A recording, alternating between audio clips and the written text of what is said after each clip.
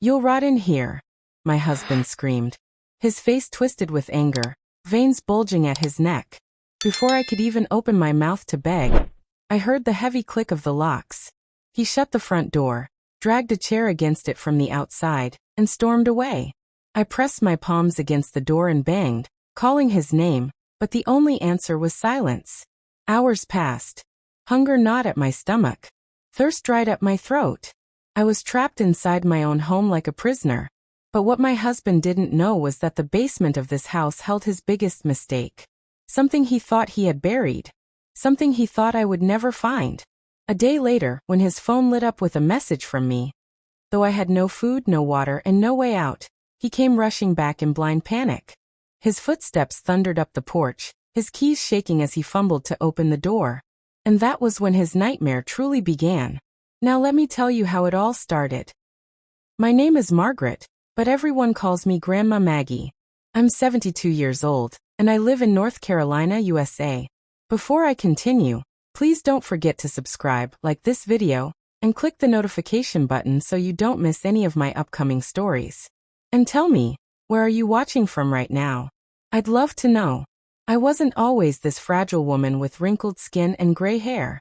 Once upon a time, I was full of energy, laughter, and dreams. I married my husband, Richard, when I was only 19. He was tall, handsome, and full of charm. Everyone in town envied me, saying I had found the perfect man.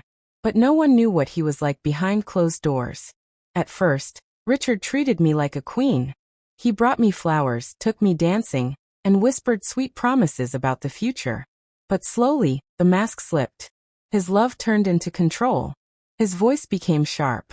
His hands, they became heavy. I told myself it was just stress, that marriage was full of ups and downs. But deep down, I knew the truth. I had married a monster.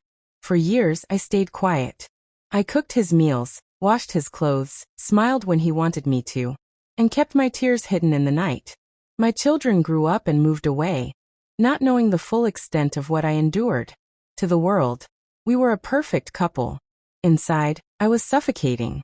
The day he locked me inside the house was not the first time he punished me, but it was the worst. He said I was too mouthy, that I forgot my place. His eyes burned with rage as he pushed me inside and snapped the locks shut. The first few hours, I tried to calm myself. I told myself he would come back soon. But night fell, and my stomach growled louder than my thoughts. I stumbled around the kitchen searching for crumbs, but he had cleared out the fridge and cupboards. My body weakened, and my throat burned for water. That's when my eyes fell on the basement door. The basement, a place Richard had always forbidden me from entering. He told me it was dangerous, that the floorboards were rotten, that I might fall and hurt myself. For years I obeyed, never questioning. But now, with no food, no water, and no escape, my shaking hand reached for the handle. To my surprise, it wasn't locked. Slowly I pulled it open. A wave of damp, musty air rushed into my face. I found a candle and lit it, then began my descent down the creaky stairs. My heart pounded in my chest. Something deep inside told me that this was not just a basement. This was where Richard kept his secrets. The deeper I went, the colder it got. Shadows danced against the walls. And then in the corner of the basement, I saw something that made my blood freeze. I stumbled backward, dropping the candle, my breath caught in my throat. My knees trembled and my eyes widened in horror.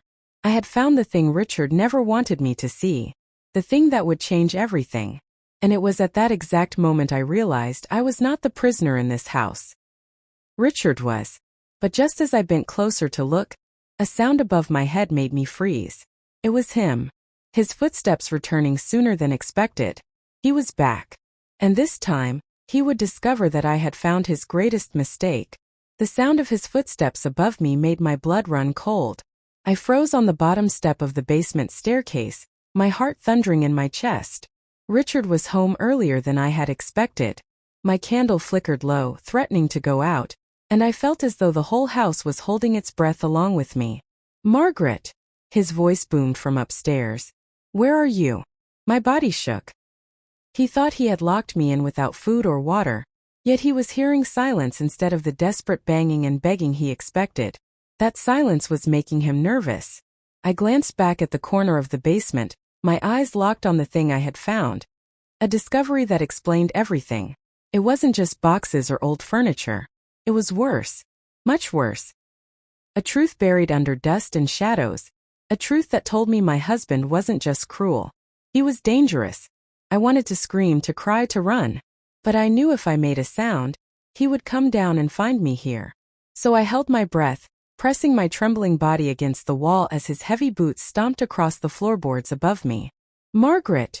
he roared again, his voice shaking this time. "Don't play games with me. I'll tear this place apart if I have to." My mind raced. I had only one chance. I couldn't let him know I had been in the basement. I blew out the candle quickly and climbed the stairs in the dark, each step creaking under my weight. By the time I reached the top, my hands were slick with sweat. I eased the basement door shut just as his shadow passed the kitchen. I backed away, clutching my chest. The secret I had just uncovered downstairs pulsed in my mind, burning itself into my memory.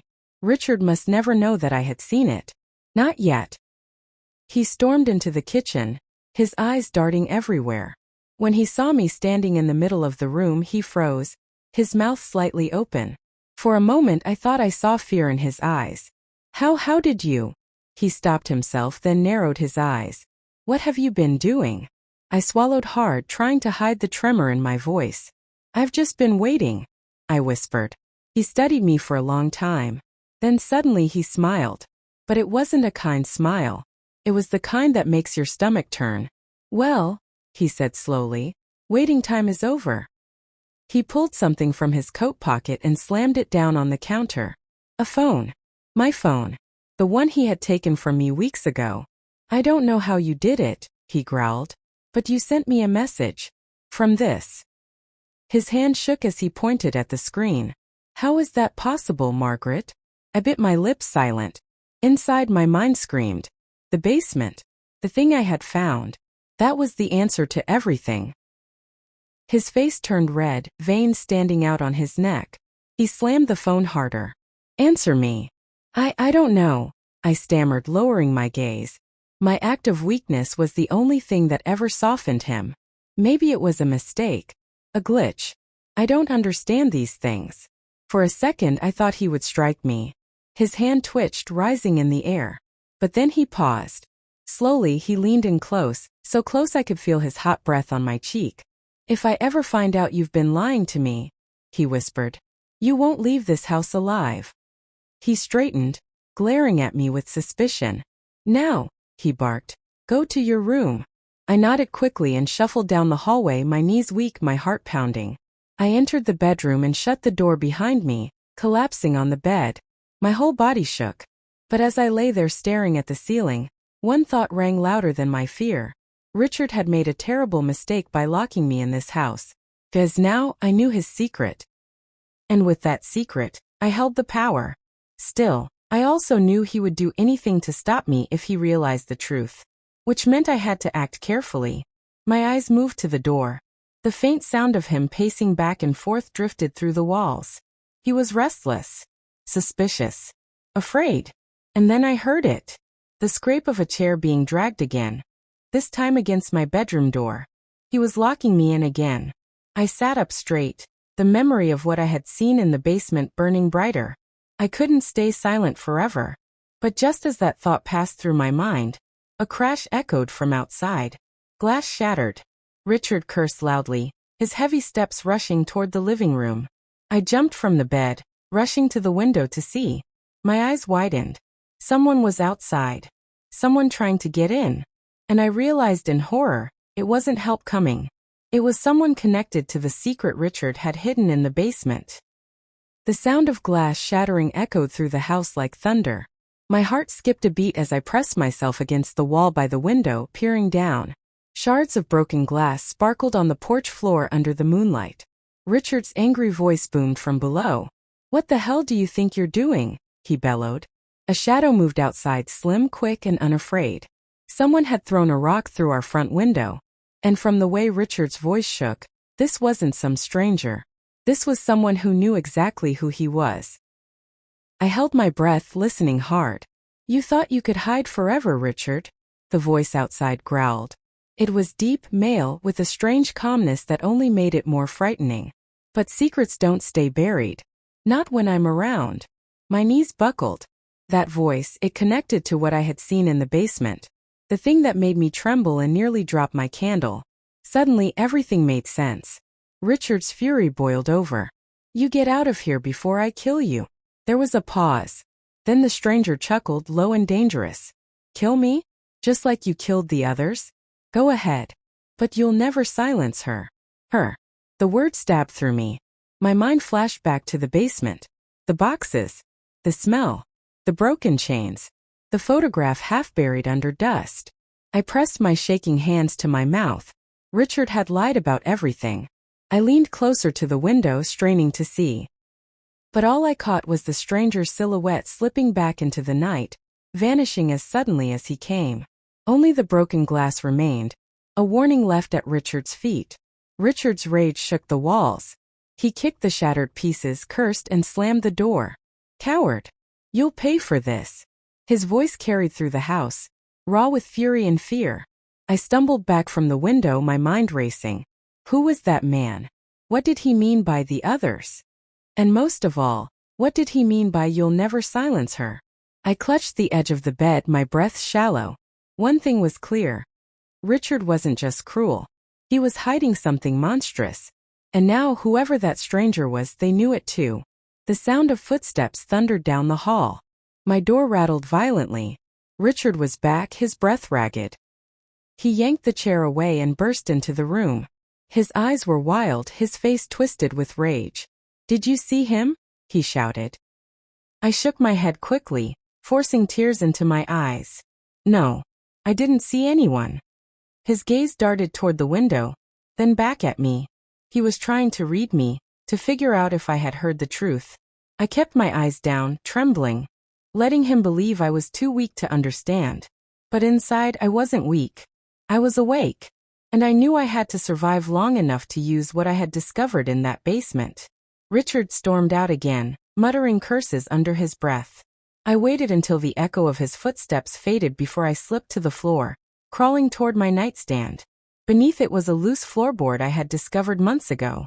Carefully, I pried it open and slid my hand inside. My fingers closed around a small notebook. My secret. For months, I had been writing everything down. Every threat, every bruise, every night I cried myself to sleep. But now, that notebook was about to become something more. Now I had something to add that would change everything. The truth about the basement. But just as I pulled it free, a loud bang echoed from downstairs. It wasn't Richard this time. It was the basement door. It had slammed shut on its own. And from the silence that followed, I knew something or someone was still down there. The slam echoed through the house like a gunshot. I froze, clutching my little notebook to my chest, my heart hammering against my ribs. That wasn't Richard. His footsteps were heavy, angry, full of rage. But this sound, the sudden slam of the basement door, was different. It was deliberate, almost as if something was letting me know it was there. I crept to my feet, moving quietly to the hallway. The air felt colder, heavier. Every board beneath my feet creaked like it was warning me to turn back. But I couldn't. Not when I knew the truth was buried down there. The basement door stood at the end of the hallway, closed tight, the old brass knob glinting under the dim light. I could still smell the faint, moldy scent that had clung to me earlier when I went down. That smell wasn't just mildew. It was something far darker. I reached out a trembling hand, but before I could touch the knob, Richard's voice erupted from the living room. "Stay away from there, Margaret," he bellowed, his tone sharp and commanding. I jumped, spinning around. He stood with his fists clenched, his eyes blazing like fire. His face was red, sweaty, twisted into the expression I had grown to fear most over the years. "What's down there?" I asked, my voice barely above a whisper. He marched toward me, jabbing a finger in my face. "Nothing. Nothing you need to worry about. Do you understand me?" His voice cracked. That crack, it betrayed him. He was afraid. Afraid of me knowing. I swallowed hard. "Then why does it smell like death?" His hand twitched. For a moment, I thought he would strike me. Instead, he grabbed my arm so tightly I winced. You listen to me, Margaret, he hissed, his face inches from mine. You're old, weak, and no one would believe you. You go near that door again, and I'll make sure you rot for real. He shoved me back, sending me stumbling into the wall. My notebook nearly slipped from my grip, but I tucked it under my sleeve before he noticed. Richard stormed past me and grabbed the basement door, locking it with a rusty key he pulled from his pocket. He shoved the key into his coat and glared at me one last time. Don't test me. Then he marched outside, slamming the front door so hard the windows rattled. I slid down to the floor, gasping for breath, my hands shaking violently. I had spent years afraid of this man. But now I was more afraid of the truth he was hiding. Slowly, I pulled my notebook into my lap and began writing everything down. His words, his fear, the smell, the slam. But just as my pen scratched across the page, a sound stopped me cold. Click. My head snapped up. The basement door was locked. I had watched him lock it. I had heard the key scrape in the metal. Yet now before my eyes the knob was turning slowly. Click, click. The lock was opening from the inside. The door creaked open just an inch, and a whisper floated out so faint I almost thought I imagined it. Help me. My blood froze. My breath caught in my throat. Something or someone was alive down there. The whisper slithered through the hallway like smoke. Help me. My blood ran cold.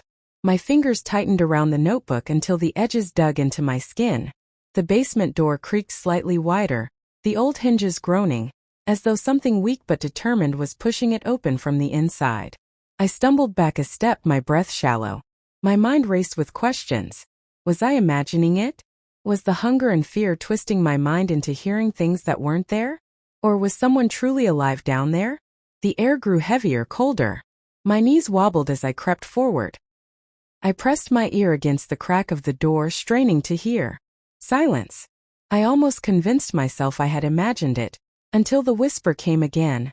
Clearer this time, fragile yet desperate. Please don't let him find me. My chest tightened. My heart skipped. Someone was trapped in the basement.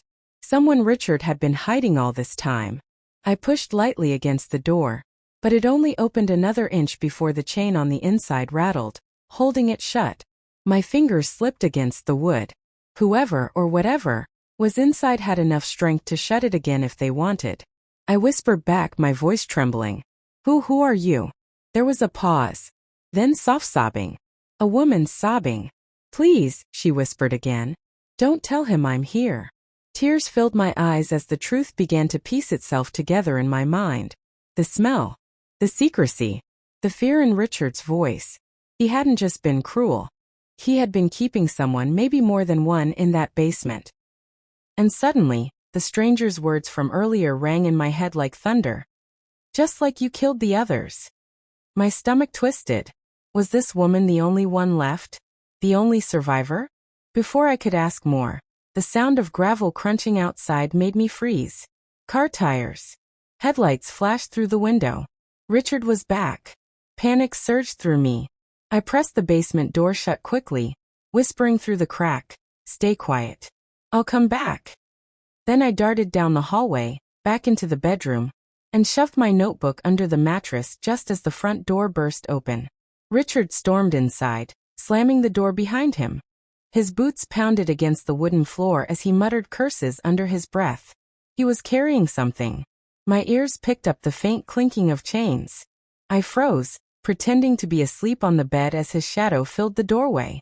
For a long moment, he just stood there, watching me. My skin crawled under his gaze. Then finally he moved away, heading straight for the basement. I held my breath, my whole body shaking. The sound of keys jingling. The rusty click of the lock turning. The slow, heavy creak of the basement door opening. And then, a scream. A woman's scream, high and piercing, split the air. I bolted upright, covering my mouth in horror. Richard bellowed something, his voice full of rage, and the screaming grew louder, echoing through the whole house.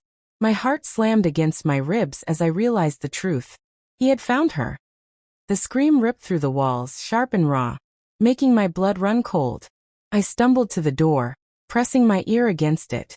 My hands trembled so hard I could barely keep them still. "Shut up." Richard roared from the basement, his voice trembling with fury. Metal clanked, wood cracked, and the sound of a struggle filled the air. The woman screamed again, louder, desperate. No. Please don't. Her cry was cut off by a sickening thud. My heart clenched. Tears blurred my vision. My instincts screamed at me to stay hidden, to not let Richard know I had heard. But another part of me, the part that had been silent for too long, wanted to run down those stairs to shield her, to stop him. I pressed both hands against the bedroom doorframe, my body shaking. For 72 years I had lived, and for over 50 of those I had endured this man's cruelty. But never had I known the full depth of his evil until tonight. The noises below grew quieter. I heard muffled sobbing, chains rattling, Richard's low growl of threats. He was restraining her again. Finally, his heavy boots thudded back up the stairs. The basement door creaked, then slammed shut, and the lock clicked into place. I scrambled back into bed, pulling the blanket over me just in time as his shadow appeared in the hallway. He stood outside my door for a long moment, breathing hard. Then, without a word, he stormed into the living room. I waited until silence returned. Then slowly I slipped from the bed, dropped to my knees and reached under the mattress for my notebook. My hands trembled as I wrote down everything I had just heard. The screams, the struggle, the chains. Every detail mattered.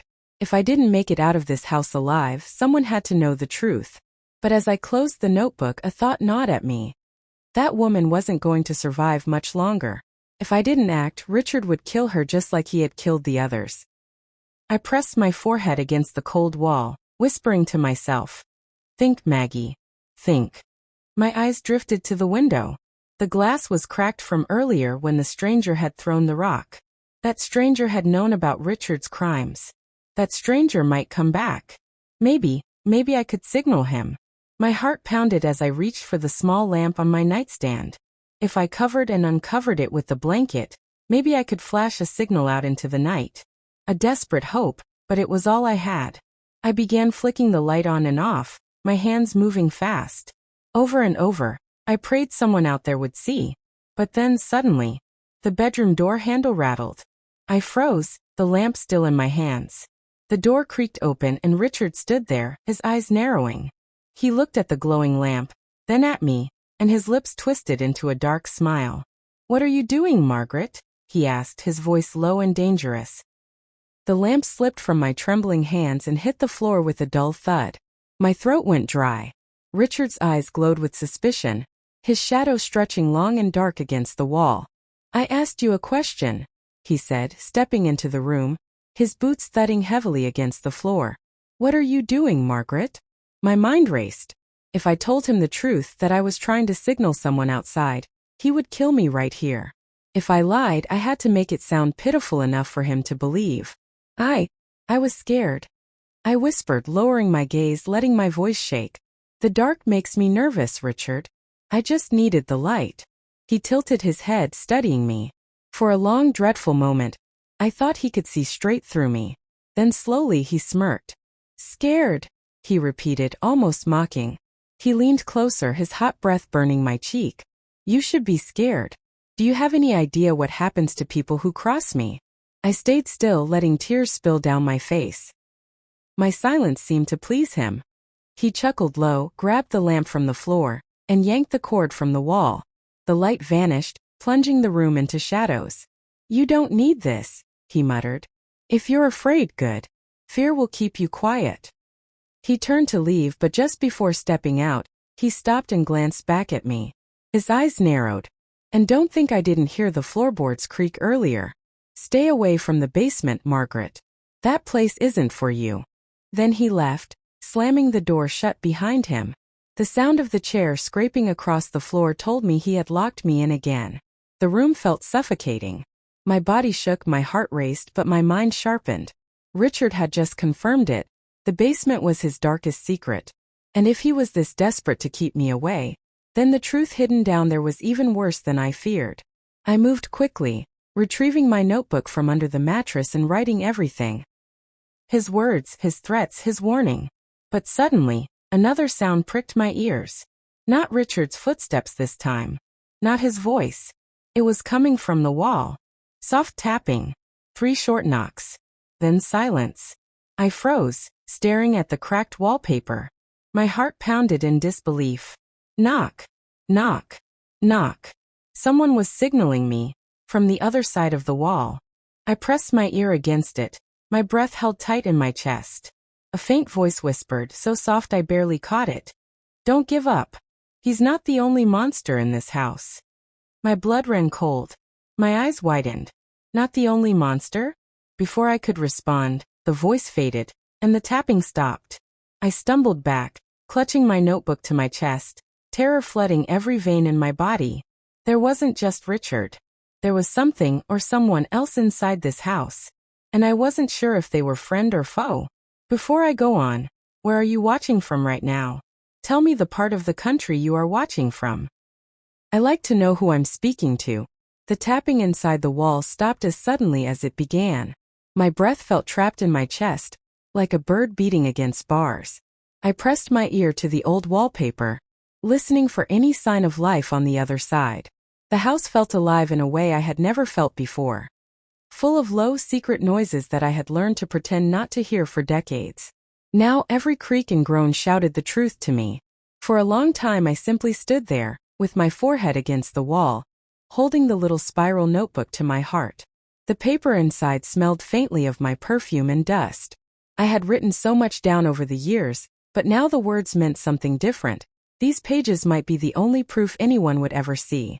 A small, careful voice came through the plaster, almost a thread. Are you there? It whispered. Yes, I breathed. My voice sounded old and surprised to me. Who are you? There was a pause. I could hear the scrape of something metal, the soft sound of breathing, the sudden snip of a small knife against wooden slats. It's me, the voice said. I used to live here. My name is Lillian. I've been behind this wall for months. All the air left my lungs. Lillian. The name fit the woman's whispery tone. I remembered the photograph in the basement. A girl with dark hair and eyes full of fear. It was like the house had swallowed parts of people's lives and kept them hidden in the cracks. How did you get there? My hand trembled on the notebook. Why didn't anyone know? They hid me, Lillian said. He kept me here. I tried to scream once. He told me no one would hear. The voice broke. Please, Margaret. You have to help me. He leaves sometimes. Tonight. He left the basement unlocked for a moment. I tried to push the door. I thought I could get out, but I couldn't. The wall is thin here. I can feel your footsteps like thunder. I slid down the wall until I sat on the floor. The world swung around me. All my life I had thought I knew everything about my little house. I had been wrong. The house held more than memories. It held people. Why are you hiding? I whispered. Why not run when he sleeps? Lillian's whisper turned angry for a second. I tried. Many times. But he watches the windows. He comes back quick. He's clever. He finds the smallest wet towel, the smallest scrap of food out of place. I thought someone would come. Someone must know. He told me he buried them. I thought he was mad at first, but now I know he's not just cruel. He's dangerous. My fingers tightened on the notebook. I thought of the strangers who had left a rock on the porch, and the man who had shouted that secrets don't stay buried. Maybe he was trying to save her. Maybe he was part of all of this. Can you get out of the wall? I asked. Is the plaster loose? There's a little space behind the baseboard, she said. I can slip through if someone helps pull the board. But there's a chain on the inside we can't reach. I can feel it with my fingers. She swallowed audibly. If you can open the basement from the top, maybe I can crawl out the small gap. I don't know how strong I am. I haven't had enough to eat in weeks. My hand moved to the door. Every instinct told me to run straight to the basement, to yank the boards, to lift the chain and carry her out. But I remembered Richard's warning. I remembered his anger when the lamp fell. I remembered that he would kill to keep his rhythm of control. I had to be smart. I had to be quiet. I had to be careful. I'll find a way, I said, lying with my voice calm. Stay still and don't make a sound. Minutes passed that felt like hours. I moved through the house with the slow carefulness of somebody who does not want to wake a sleeping bear. The hallway seemed longer at night. The front window was still broken. the jagged glass a toothless grin. Outside, the moon spilled cold light across the yard. The kitchen smelled like old coffee and soap. I opened drawers with trembling hands, searching for something I could use to pry a board. A butter knife, a flat screwdriver, anything. In the third drawer I found an old crowbar Richard had used for odd jobs. My hands closed on the cold metal like a promise. If there was a sliver of hope, I would take it. I wrapped the crowbar in my shawl and crept toward the basement door. The house seemed to be breathing softly. Somewhere far away a car hummed, then faded. I knelt at the top of the stairs listening. The low sound of someone shifting below made me shut my eyes. Lillian? Or something else? I slid the crowbar under the edge of the baseboard near the hallway wall, where Lillian's voice had come from. The wood groaned as I pried. Dust puffed up into the air and landed on my face like ghost snow. The baseboard came loose with a long creak. For a second I thought my heart would leap from my chest. A thin dark space opened up, the hollow cold smelling of old paper and damp. I could hear a small rustling from inside the wall. Lillian's hand, perhaps. I reached in. My arm brushed coarse fabric. Fingers met mine, skin that was thin, trembling, and so very cold. "I'm here," a voice whispered, so soft I had to lean close. I was afraid it was a trick. "You're safe," I said, though my voice shook. "I'm getting you out." I worked slowly. The baseboard came away more easily than I expected. A small square opening revealed a narrow space, and behind it a board that had been nailed from the inside. I pushed and tugged. The nails groaned and then yielded a little. Lillian's fingers scratched, trying to find purchase. "Pull," she breathed. I wrapped both my hands around the unknown wrist and pulled with everything I had. She was light and thin like paper. Her skin left a faint dust on my palms. A sound from the living room stopped me cold. A key turning in the front door. Richard. He was back early. I froze with my hands inside the wall, feeling for Lillian's sleeve, for the fabric that would prove this was real. The house felt too small in that moment. I could hear him coming like a storm. Sneakers on the porch, a quick curse as he stepped over broken glass, then heavy shoes on boards. He whistled under his breath, a careless sound that made my stomach drop. I tugged again. Lillian's arm slid free. Her hand flopped into mine like a tired bird. She was thinner than I expected, more bone than flesh, hair like spider silk. Her eyes opened, huge and wet, and they found mine. "Margaret," she breathed. "I thought no one would come." "Sure," I said. "We don't have time." Footsteps filled the hallway now, closer than a heartbeat. Richard's shadow fell across the doorway as he walked by. I pulled Lillian's arm, trying to lift her out. Her shoulders scraped through the narrow space. She clung to me with the desperation of someone drowning, and I wrapped my shawl around her to help. We were nearly free. Her legs were still inside the wall, caught around the corner of a beam. I reached in to undo whatever bound them and felt old rope, coarse and damp. I worked my fingers under the knot, my nails scraping against splintered wood. Richard's footsteps stopped at the top of the stairs. For one long second the house waited with me. Then his voice, calm and low, said, "Margaret." My hands froze. Lillian's face turned white. The knot in the rope loosened just an inch. I tugged with every bit of strength in me. A board inside the wall creaked. The rope gave. Lillian slid free and dropped into my arms. She trembled like a rag doll. Tears streamed down both our faces. Relief blurred with fear. "No," Richard shouted from the stairwell. "What do you think you're doing?" I turned, holding Lillian to my chest. The hallway seemed to stretch 1,000 miles between us and the man at the top of the stairs. Lillian's lips moved in a soundless prayer. The crowbar lay on the floor, forgotten. Richard's boot struck the first stair with a thud that shook the house. His hand flashed up, grabbing for the banister. He was coming. He was fast. He was everything I had feared, and yet we had come so far. I tightened my arms around Lillian and prepared to run. Darkness swallowed everything. I could hear Lillian's ragged breaths against my shoulder, her body trembling like a trapped sparrow. The air filled with the acrid sting of burnt wires from the shattered light bulb. Somewhere below, the house groaned as if it were alive, its wooden beams shifting in protest. Richard cursed, his voice sharp in the dark. "Margaret, what have you done?" I didn't answer. My heart hammered so loudly I was sure he could hear it. I reached for the crowbar with one hand while keeping Lillian close. My fingers brushed cold iron and I gripped it tight. "Stay low," I whispered to her. "Don't make a sound." She nodded faintly, her eyes wide in the dim flicker of moonlight leaking through the broken window. Richard moved carefully, boots thudding against the stairs. Each step sounded like a hammer striking my chest. I could sense him in the dark, his breathing heavier now, angrier. "You think you can steal from me?" he hissed. "After everything I've built, everything I've kept hidden." He cut himself off, as if realizing he'd said too much. Lillian clutched at my sleeve. Her lips moved silently. "He'll kill us." I pressed my palm gently over her cold hand. "Not tonight," I mouthed back.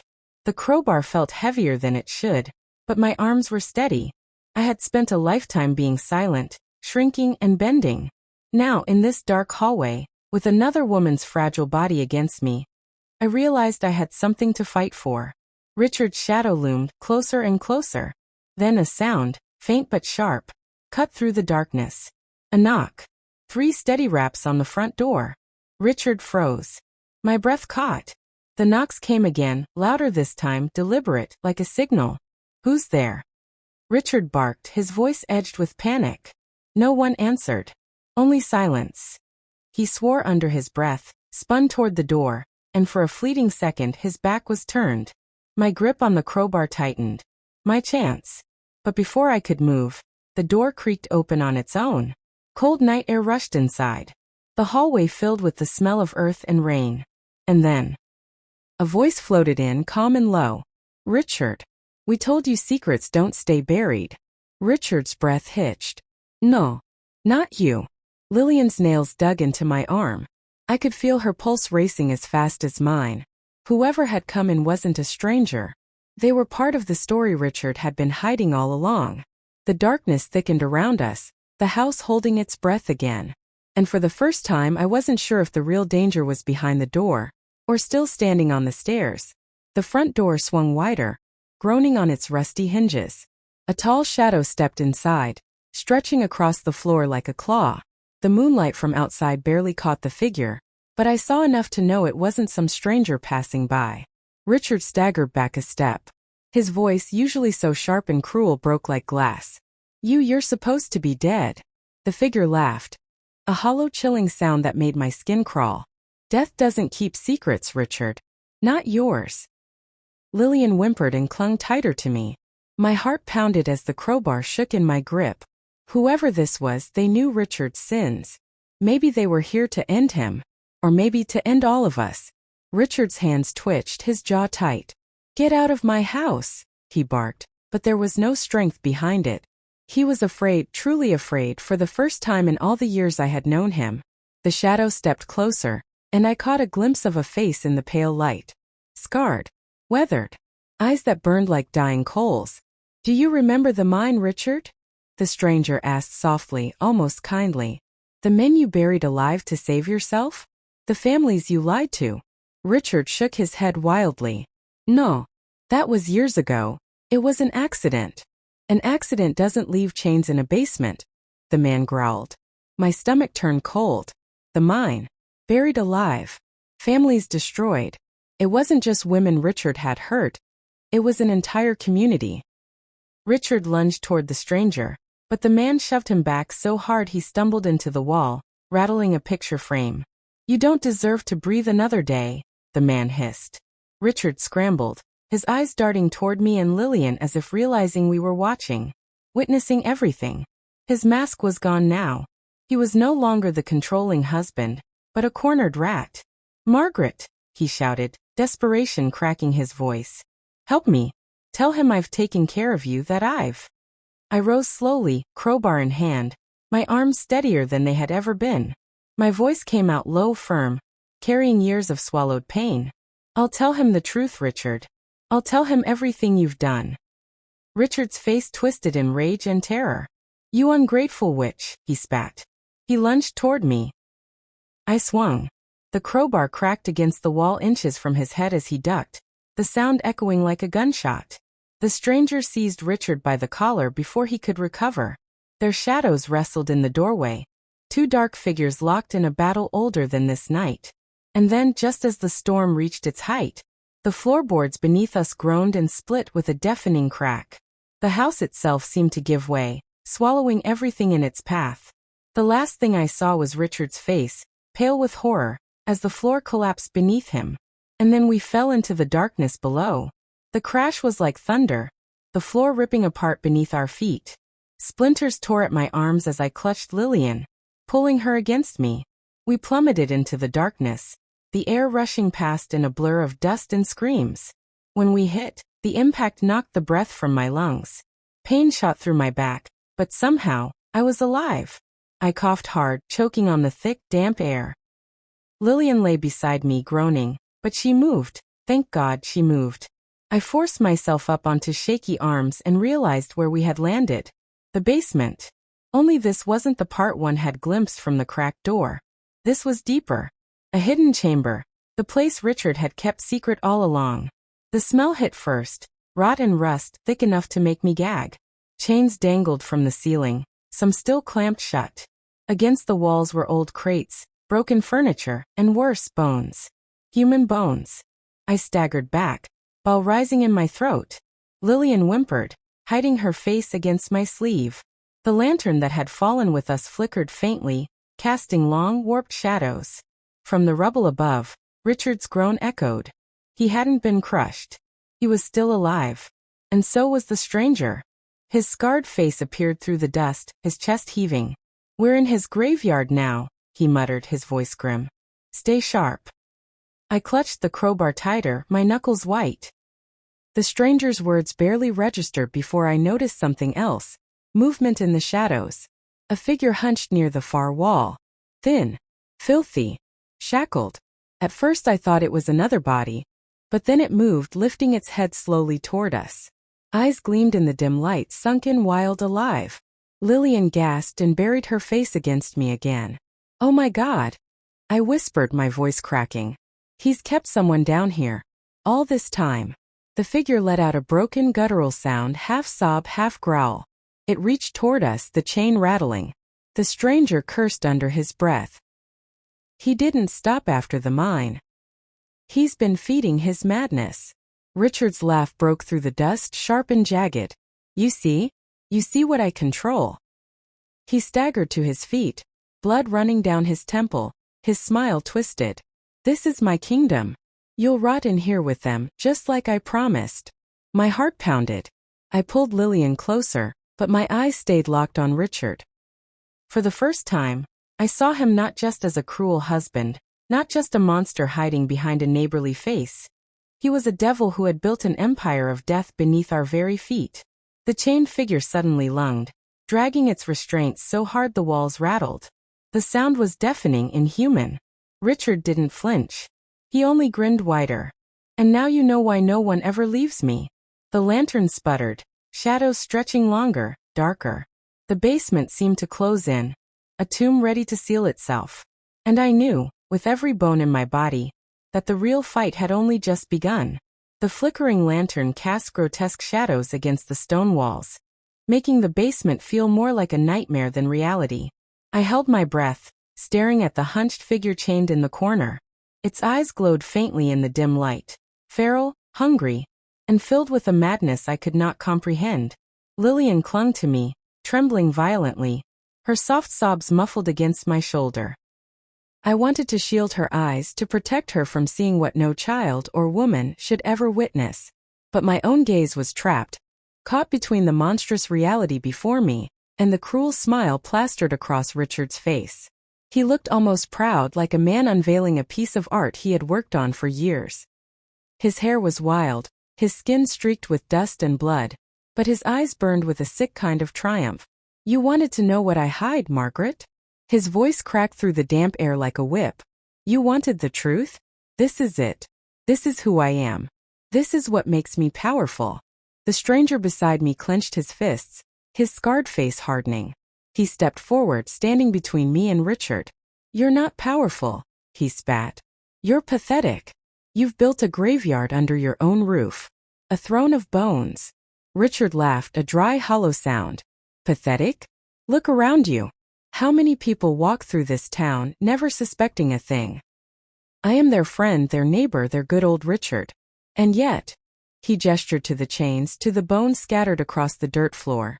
I decide who lives and who doesn't. That's not pathetic. That's God. His words sliced into me like a blade. For years I had let him control me with fists, with fear, with silence. But tonight, standing in the heart of his horror, I realized he wasn't a god at all. He was just a man. A broken, cruel man who thought secrets made him strong. The chained figure suddenly jerked forward, the rattle of metal echoing off the walls. Its arms were thin, almost skeletal, but the sound of its strength was unmistakable. It snarled, a sound halfway between human and beast. "Who is that?" I demanded, my voice sharper than I intended. "What have you done to them?" Richard's grin widened. "That." He crouched low, looking at the figure as though admiring a pet. "That is what happens when you take everything from someone and give them nothing back. That is what happens when you break a person until they are no longer human." The figure lunged again, its nails scraping against the dirt. My stomach turned. This wasn't just a prisoner. This was a soul Richard had crushed, twisted, and locked away until only madness remained. The stranger turned to me briefly, his eyes grim. "He's been keeping survivors. Not just killing. Keeping." I shook my head, tears spilling down my face. "Why? Why do this?" Richard's face hardened. His smile vanished, replaced by a cold mask. "Because control is everything. Because fear keeps people in line. Because when someone belongs to me, they never leave." His eyes cut into mine, and his voice lowered to a venomous hiss. "Just like you, Margaret." Something inside me snapped. All the years of bruises, of silence, of swallowing my pain to survive. It all surged up in a single moment. I raised the crowbar, stepping forward despite the trembling in my knees. "No, Richard," he whispered. "Not anymore. Not ever again." He sneered and stepped closer, his hands curling into fists. "You'd hit me, Margaret? After everything I've given you? After all these years of me keeping you safe?" "Safe?" I barked out a bitter laugh. "You've kept me in chains just like them." I pointed toward the prisoner in the shadows. My voice rose stronger now. "You are nothing but a coward hiding behind locked doors and broken lives." The chained figure let out another guttural cry, as if echoing my words. Its eyes locked on Richard with a hatred so fierce it burned in the dark. The stranger seized the moment, lunging at Richard. They crashed together in a violent struggle, fists pounding, boots kicking up dust. The lantern swayed, casting wild light across the chaos. I pulled Lillian back, shielding her with my body. The sound of bone hitting flesh made me flinch, but I couldn't look away. Richard fought like a rabid dog, his teeth bared, his hands clawing at the stranger's face. The stranger, though older and scarred, moved with a strength born of fury and survival. "Margaret!" the stranger gasped, struggling against Richard's grip. "The chains! Break them!" My eyes shot to the prisoner in the corner.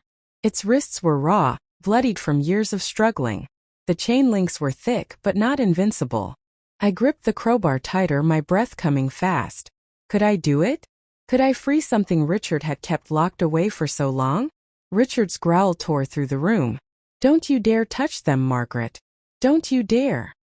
He slammed the stranger against the wall, his voice breaking with desperation. "They belong to me." Something inside me hardened.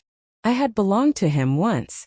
I had been his prisoner in my own home, bound by fear instead of chains. But not anymore. I ran to the wall, raising the crowbar high. With every ounce of strength in my arms, I brought it down on the first shackle. The iron groaned, sparks flying. Again. And again. My hands blistered, my shoulders burned, but I didn't stop.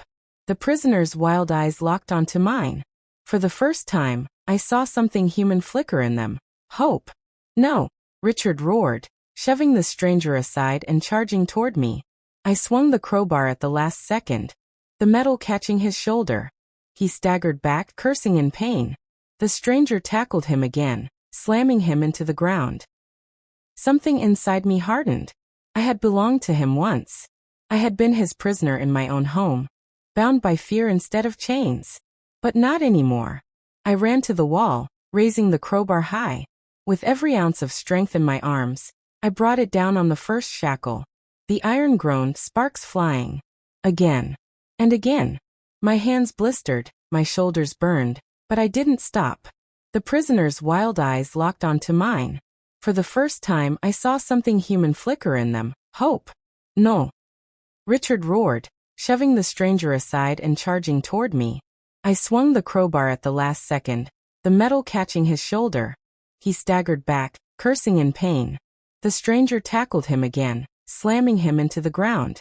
With one final swing, the chain snapped. The sound was deafening, a crack that shook the air. The prisoner let out a scream, not of pain but of freedom. It staggered forward, unsteady but determined, its shackled arms reaching. Richard's eyes widened in horror. For the first time he looked small, powerless. "No," he whispered, shaking his head. "No, no, no." The freed prisoner lunged, colliding with Richard and knocking him to the dirt floor. The two of them thrashed in the dust, a storm of rage and vengeance that had been caged for years. I stumbled back, clutching Lillian close, my chest heaving.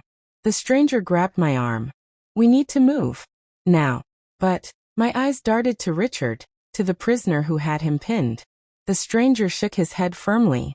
"This isn't our fight anymore. It's theirs." Richard screamed, the sound high and broken, like an animal cornered. The prisoner's chains rattled as it tightened its grip, every ounce of fury unleashed at once. I turned away, covering Lillian's ears, forcing us both toward the stairs that led back up into the ruined house.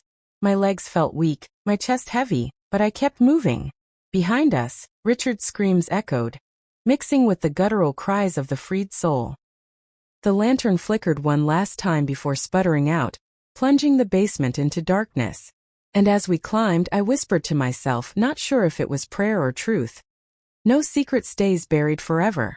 The basement stairs groaned under my weight as I half-dragged, half-carried Lillian upward. My legs felt like jelly, my breath raw and shallow, but I didn't stop. The stranger climbed behind us, glancing back every few steps, his scarred face grim in the dimness. Below, Richard's scream still tore through the air, rage, then pain, then something almost like begging. The freed prisoner's guttural cries drowned him out, a storm of fury that had been caged for too long. I forced myself not to look back. Whatever happened down there was justice, and justice was never pretty.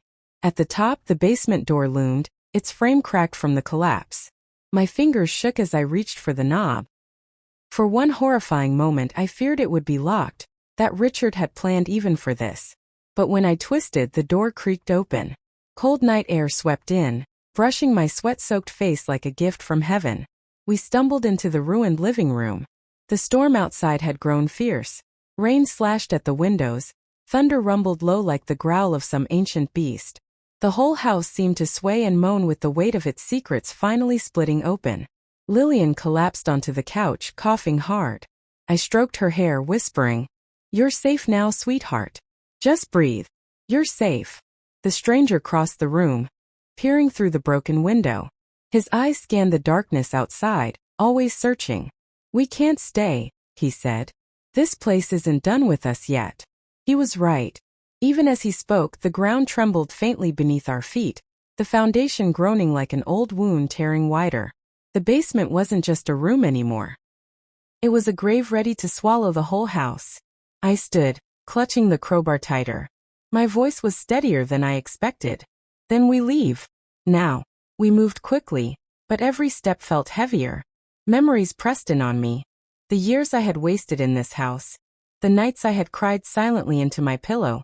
The times Richard's fists had left bruises no one cared to ask about. For so long, I had believed these walls were my cage. Now they were nothing but a tomb, collapsing around us. A crash below jolted me from my thoughts. The screams had stopped. Utter silence filled the air, thick and suffocating. The stranger's jaw tightened. It's over for him. I wasn't so sure. Richard had a way of surviving, crawling out of every corner like a rat. But even rats could be trapped eventually. We reached the front door, its wood splintered from the storm and the stranger's earlier entry. I hesitated, my hand resting on the knob. Stepping through meant leaving behind not just the house, but everything. The years of fear, the ghost of who I had been. Margaret, the stranger said gently, as though he knew the war raging inside me. It's time. I nodded, swallowing hard. Then I opened the door. The storm hit us full force, rain pelting down in icy sheets, wind tearing at our clothes. But it was freedom. The air smelled of earth and life, not rot and death. I pulled Lillian close, shielding her as we stepped out onto the porch. The stranger stayed at our side, watchful, steady. Behind us, the house groaned louder, its windows rattling like bones. A loud crack split the night, the roof sagging, one corner of the house collapsing inward. I turned, my heart clenching as I watched the home I had endured for 50 years crumbling into itself. It should have hurt to see it fall. But instead I felt lighter, as though the house was taking with it every bruise, every scream, every secret I had been forced to bury. Still, one thought gnawed at me as we stepped into the stormy night. Richard's silence. Was he truly gone? Or had the darkness swallowed him only to spit him back out again? The stranger must have read the question in my eyes, because he said, "If he lives, he won't be the same. Men like him never walk out of their own hell unchanged." I nodded, but deep inside, fear still coiled tight. Monsters had a way of clawing back from the grave. We trudged down the muddy path away from the collapsing house, every step taking us further from the nightmare. Lillian clung to my arm, shivering but alive. The stranger walked on my other side, silent but strong, his presence a shield against the darkness. For the first time in years, I dared to think of tomorrow. But even as the storm raged above us, I knew this wasn't the end. Not yet. Because secrets didn't just die. They waited like shadows, ready to rise again. And somewhere in that basement, beneath the rubble and the chains, Richard's shadow still lingered. The rain lashed harder as we trudged down the muddy path, every step pulling us farther from the wreckage. I kept one arm tight around Lillian, shielding her small frame from the storm. The stranger walked just ahead, his broad back hunched against the wind, always scanning the shadows. Behind us, the house groaned like a wounded beast. The roof caved further with a deafening crash, sparks shooting up as power lines snapped. Flames licked briefly at the edges of broken beams before the downpour drowned them. The house was dying, swallowed by the same secrets it had been built to hide. I thought it was over. But then, a sound cut through the storm. Low at first, then louder. A wet, ragged cough. I froze. My heart stuttered in my chest. Slowly I turned. Through the sheets of rain, a figure dragged itself from the collapsed doorway of the house. Bent. Bloodied. Half buried in dust and mud. But alive. Richard. My breath caught. His face was pale as bone, streaked with blood and grime. One eye was swollen shut, and his arm hung uselessly at his side. But the other eye burned with the same old fire. The fire of control, of hate. "You!" His voice was a rasp, but it carried through the storm like a curse. "You think you can leave me? After everything? You'll rot with me, Margaret. You'll rot in the dark where you belong." Lillian whimpered and buried her face against me. The stranger stepped forward, fists clenched, ready to finish what had begun in the basement. But Richard wasn't alone. Something moved behind him in the ruins. At first I thought it was just falling timber, but no. The freed prisoner crawled out too, shackles still clinging to its wrists, mud streaking its wasted body. Its eyes gleamed with wild fury, not at us, but at Richard. Richard stumbled forward, trying to escape it, but the prisoner followed, relentless. It clawed at the ground, dragging itself after him like vengeance made flesh. The sight froze me. Richard, the man who had ruled my life with fists and silence, was now running from the very soul he had destroyed.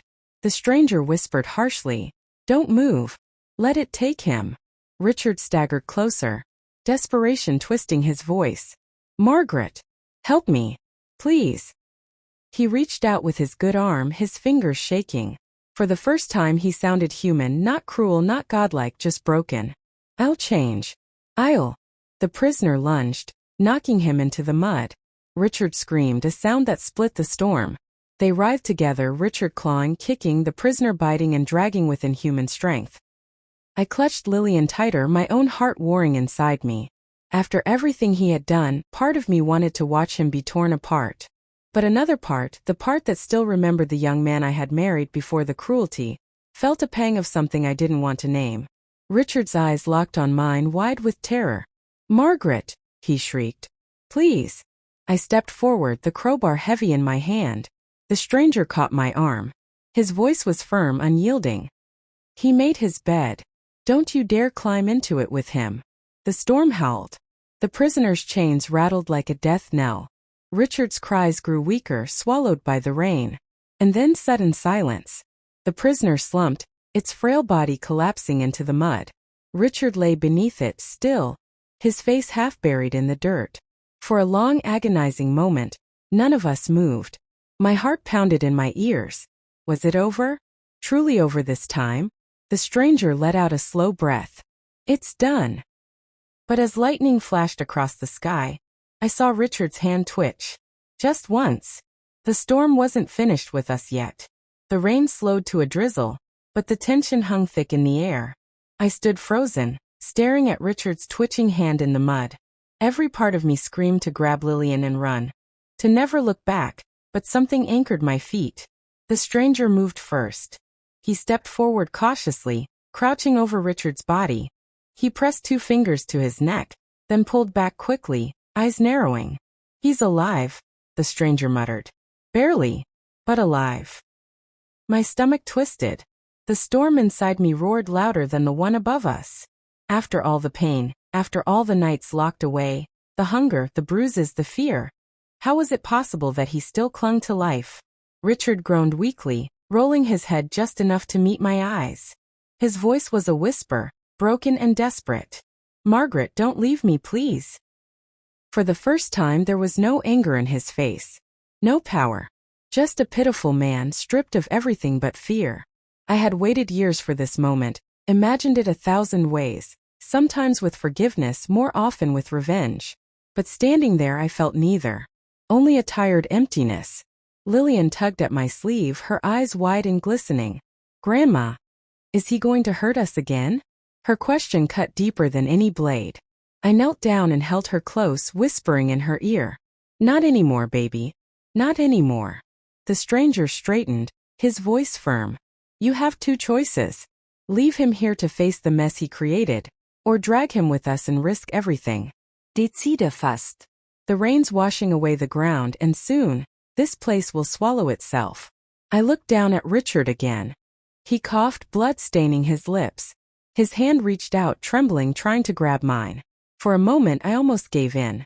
Almost. But then I remembered the words he screamed the day he locked me in that house. "You'll rot in here." No, I thought. I will not rot. I pulled Lillian to her feet and turned away. My voice shook, but it carried the strength of years of suffering finally breaking free. "Richard, you made your prison. Now you can rot in it." His cry followed me as we walked away, swallowed quickly by the sound of the collapsing house. Timber groaned, walls caved, and the ground shook as the basement sank deeper into the earth. The storm buried his voice forever. We didn't look back. The stranger led us through the trees until at last, the clouds broke and a thin line of dawn painted the horizon. My body ached, my clothes clung to me, but for the first time in decades I felt light, free. When we reached the main road, I spotted headlights approaching. A farmer's truck slowed, and the man leaned out, eyes widening at the sight of us. "You folks all right? You look like you've been through a war." In a way we had. I managed a small, weary smile. "We're alive. That's enough." The farmer drove us to town. From there everything changed: safety, warmth, food, and eventually a new beginning. But the memory of Richard, the basement, and the prisoner never left me. They became scars etched into my story, a reminder of how far I had come. And now, to all of you watching and listening, I am Margaret, speaking to you from Tennessee, and I am 70 years old. If my story taught me anything, it's this. No matter how deep the darkness, no matter how heavy the chains, there is always a way out. You just have to find the courage to take it. So my dear viewers, if you found strength, courage, or even a lesson in my words, don't forget to like, subscribe, and click the notification button so you never miss another story like this. And tell me, where in the world are you watching from tonight? Because stories like mine don't just belong to me. They belong to all of us.